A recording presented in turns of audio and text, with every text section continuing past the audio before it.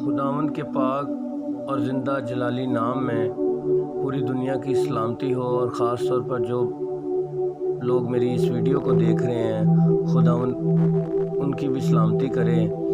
آج دوستو ہمارا ٹاپک ہے کہ اگر میرا بھائی گناہ کرتا رہے تو میں کتنی دفعہ اسے معاف کروں۔ تو اس بات کو جاننے کے لیے کہ خداوند کا کلام ہمیں اس بارے میں کیا سکھاتا ہے، مقدس متی کی انجیل اس کا 18 باب اس کی 15 سے 22 آیت کا میں پڑھیں گے۔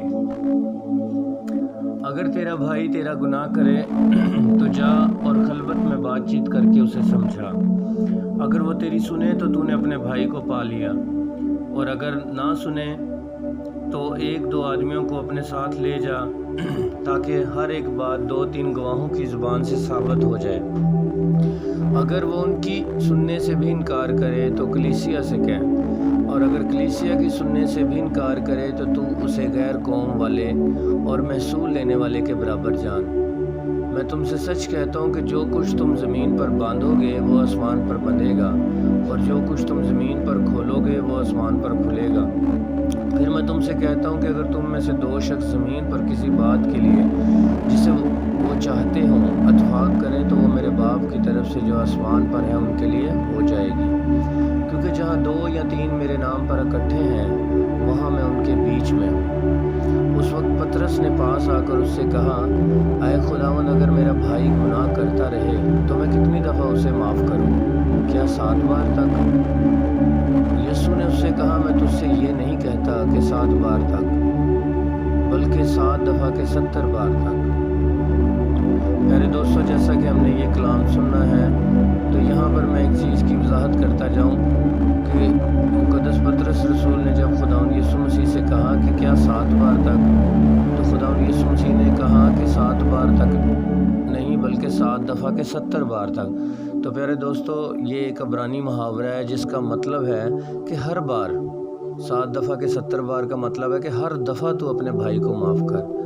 ایک اور جگہ پر بھی خداوند یسوع مسیح ہمیں کہتے ہیں کہ اگر تو قربان گاہ پر کھڑا ہے اور وہاں پر تو قربانی چڑھانے کو ہے اور تجھے وہاں یاد آئے کہ تیرے بھائی کو تجھ سے کوئی شکایت ہے، تو وہیں پر قربانی چھوڑ اور پہلے اپنے بھائی سے جا کر ملاب کر، تب آ کر اپنی نظر گزران۔ تو برادرانہ محبت کے بارے میں خداوند بہت بڑا حکم دیتا ہے کہ ہمیں ایک دوسرے سے محبت کرنی چاہیے۔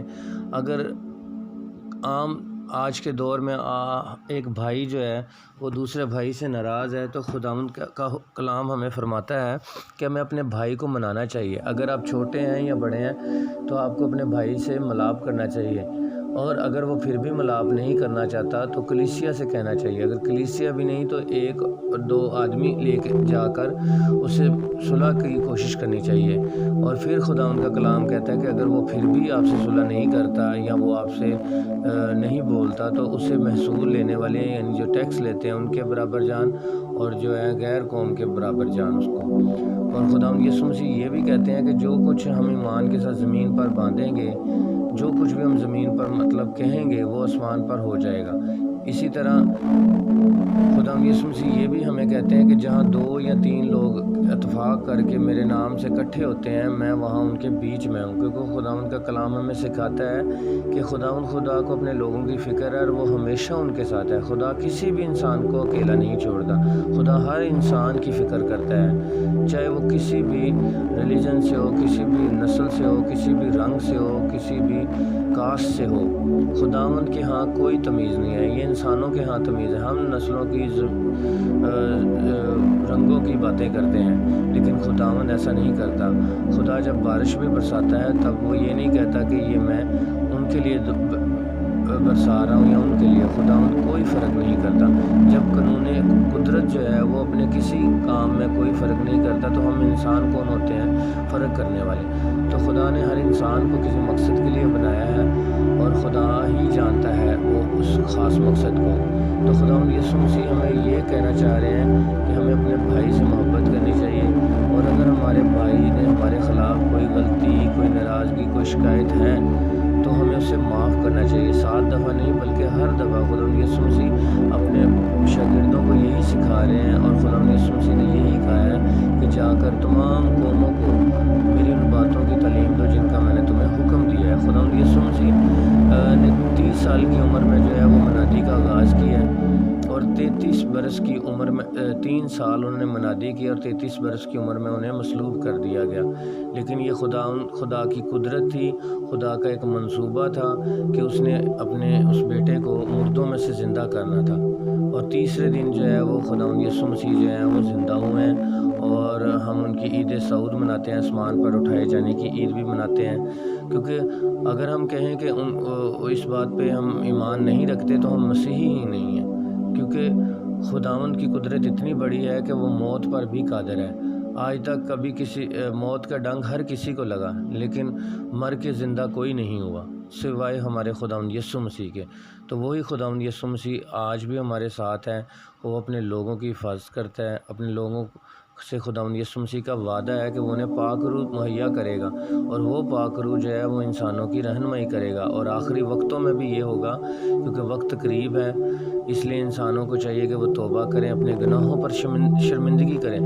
لیکن آج کا انسان وہ گناہ کرتا ہے اور وہ سمجھتا ہے کہ اس کے توبہ کرنے سے جو ہے وہ کیا ہوگا کہ وہ اس کی گناہوں کی معافی ہو جائے گی، لیکن ایسا نہیں۔ اگر آپ نے توبہ کی ہے تو اس کے بعد گناہ نہیں کرنا آپ نے، پھر خدا کے حضور آپ کی معافی ہوگی۔ یہ نہیں کہ ایک انسان یہاں سے ایک دفعہ گناہ کرے، پھر توبہ کرے، پھر گناہ کرے، پھر اس طرح کا سسٹم خدا کے ہاں نہیں ہے۔ خدا چاہتا ہے کہ انسان اپنی پوری عقل سے، اپنی پورے دماغ سے اور پوری طاقت سے اور پوری محبت سے جو ہے وہ خدا کے حکموں پر عمل کرے اور خداوند سے محبت کرے۔ اور ہم جب تک خدا کے حکم نہیں مانتے، ہم خداوند کی تعلیمات پر عمل نہیں کرتے، تب تک ہم خداوند سے محبت کا دعویٰ نہیں کر سکتے۔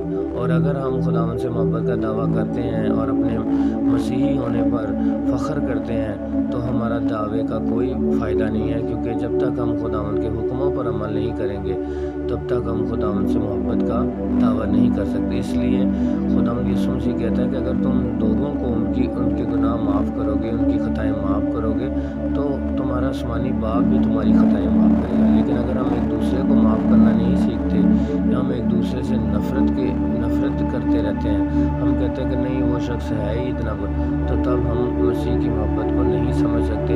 کیونکہ خداوند یسوع مسیح نے صلیب پر جس وقت ان کو صلیب دی گئی، ان کے ہاتھوں میں کیل، ان کے پاؤں میں کیل ٹھونکے گئے، اس وقت خداوند یسوع مسیح نے وہ اپنے دشمنوں کے لیے جو لوگ یہودی انہیں مصلوب کرے تھے، خداوند یسوع مسیح ان کے لیے رحم کی دعا کرے تھے کہ اے باپ ان کو معاف کر، کیونکہ یہ نہیں جانتے کہ کیا کرتے ہیں۔ تو خداوند یسوع مسیح نے ہمیں بھی یہی سکھایا ہے کہ پہلے حکم دیا گیا تھا کہ اپنے دشمنوں سے دعوت رکھو، لیکن خداوند یسوع مسیح نے ہمیں یہ سکھایا ہے مسیحیت میں کہ اپنے دشمنوں کے لیے دعا کرو، جو برا چاہتے ہیں ان کے لیے بھی دعا کرو۔ اگر کوئی ایک گال پر تماچا مارتا ہے تو دوسرا بھی اس کی طرف پھیر دو۔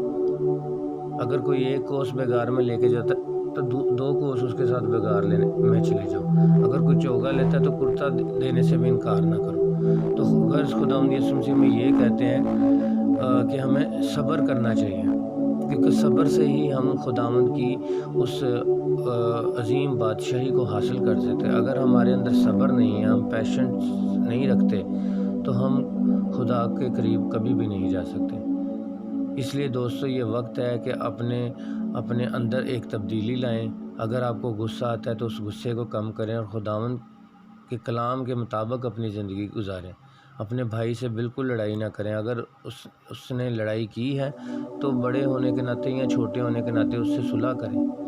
یہ مت سوچیں کہ آپ بڑی جگہ پر ہیں یا آپ چھوٹی جگہ پر ہیں کہ آپ کا بڑا بھائی آپ کو منانے ہے، یا آپ بڑے ہیں تو آپ کہیں کہ اب میرا چھوٹا بھائی منانے ہے۔ کسی نہ کسی بہانے سے آپ اس کے ساتھ، کیونکہ جب آپ اس کے ساتھ ملاپ کر لیں گے تو خداوند آپ دونوں کو برکت دے گا، کیونکہ کلام مقدس ہمیں یہ بھی بتاتا ہے کہ مبارک ہیں وہ جو صلح کراتے ہیں، کیونکہ وہ خدا کے بیٹے اور بیٹیاں کہلائیں گے۔ کیونکہ خدا جو ہے وہ جھگڑا پسند نہیں کرتا، اور ہر چیز کا بدلہ جو ہے وہ خدا کہتا ہے کہ میں خود لوں گا۔ کسی انسان کو خداوند کے لیے بدلہ لینے کی ضرورت نہیں ہے۔ خدا ہر انسان سے اس کے اچھے برے کام، اس کے جو برے کام ہیں ان کا بدلہ لے گا۔ اس لیے پیارے دوستو، جہاں تک ہو سکے اپنی زندگی میں خداوند کے قریب آئیں اور اپنے بھائی کو 7 دفعہ نہیں بلکہ ہمیشہ معاف کریں، تب خدا آپ کو کثرت سے برکت دے گا۔ آمین۔ خداوند آپ سب کو برکت دے۔